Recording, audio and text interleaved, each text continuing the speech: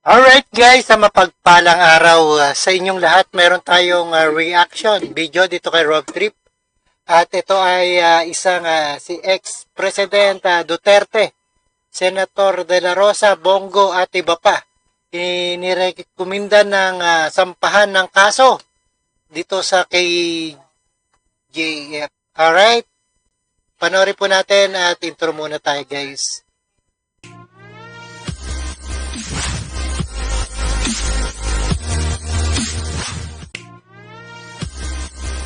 Alright guys, sa mapagpalang araw sa inyong lahat, formal na inirekomenda ng House Quadruple at Quadruple Committee sa mga kinakasuhang ahensya ng pamahalaan ang sampahan ng crimes against humanity laban kina dating Pangulong Rodrigo Duterte, Senator Bongo at Ronald Bato de la Rosa at iba pa.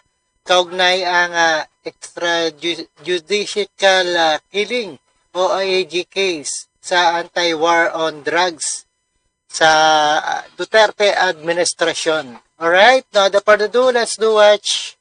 Let's get it on. Bago mag-adjourn ng sesyon ang Kamara, ipresenta ng House Quadruple Committee o Quadcom sa plenaryo ang progress report nito.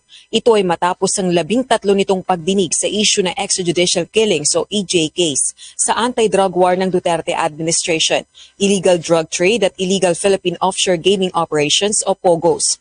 Kabilang sa nirekomenda ng 4 House panels ang pagsampa ng kaukulang kaso laban kina dating Pangulong Rodrigo Duterte, Senator Ronald Bato de la Rosa at Senator Christopher Bongo at iba pa. Dahil umano ito sa paglabag sa Republic Act No. At pagkatapos niyan, kasuhan din ng mga against the government, mga NPA dyan ng ating pamahalaan. 9851, ang batas na nagpaparusa sa crimes against international humanitarian law, genocide at iba pang crimes against humanity kaugnay ng libu-libong anti-drug war deaths. Perpetrators of crimes against humanity under Section 6 of Republic Act 9851 or the Philippine Act on Crimes Against International Humanitarian Law, Genocide and Other Crimes Against Humanity. Former President Rodrigo Roa Duterte, Senator Roland Bato de la Rosa, Senator Christopher Lawrence Bongo, former PNP Chief Oscar David. Ayan ang mga nangyayari sa ating pamahalaan. Gantihan na lang, di ba? Nangyayari. At wala nang kwenta.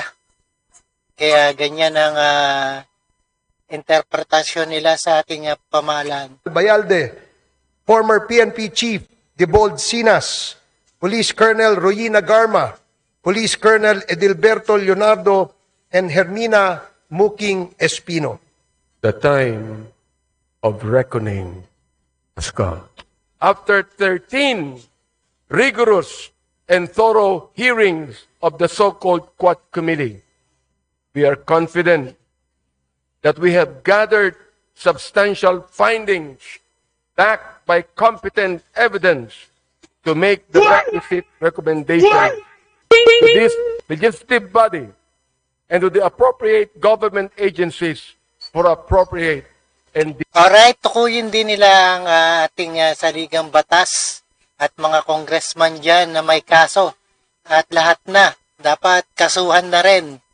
Hindi lang dito sa EJ case na kay Duterte. At marami pang ibang mga kaso dyan. decisive action.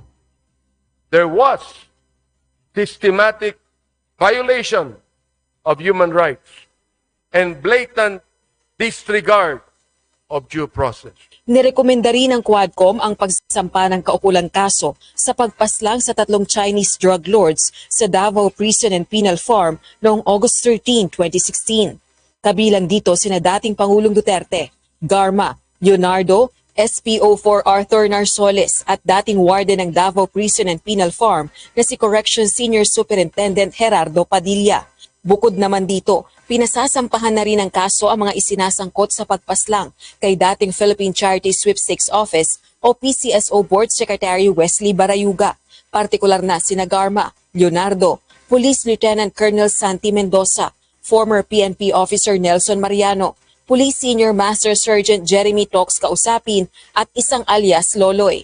May iba pang personalidad na irerekomenda ring kasuhan, kaugnay naman ang pagkakasabat sa ilang daang kilogramo ng shabu sa Mexico, Pampanga noong September 2023. Oo, kasama si Willie Ong dyan.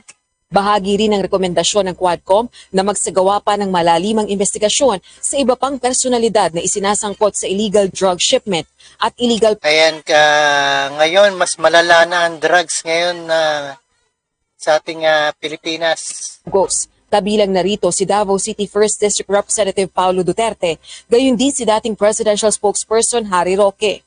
Further investigations should be conducted against, but not limited to, the following individuals.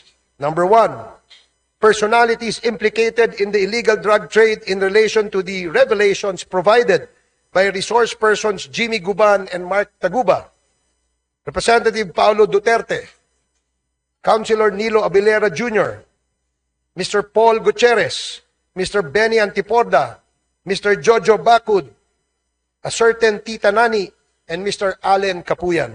Number 3, personalities involved in Pogo-related illegal activities.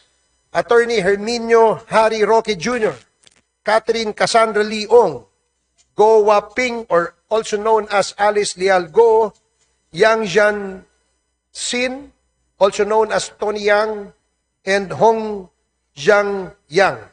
Bukod sa mga inirekomendang kasuhan, may mga panukalang batas ding isinusulong ang Quadcom kaugnay ng kanilang investigasyon. Samantala, adopted na sa plenaryo ng Kamara ang rekomendasyon ng Quadcom. Iniutos na rin sa House Secretary General ang pagsusumite ng Ayan, dapat overall lahat silipin na may kaso at sa mga drugs na sa ating lipunan. kopya ng rekomendasyon sa mga kinauukulang ahensya ng pamahalaan. Sa susunod na taon ay ipagpapatuloy ang pagdinig ng 4 House panels. Rosa Licoz, Alright guys, napakinggan at napanood po natin dito kay Rob Trip. Comment down below na lang guys sa mga reaction natin dyan. Awesome! Alright? Ano masasabi nyo guys? At don't forget to subscribe Rob Trip. And see us again sa ating the next one reaction video.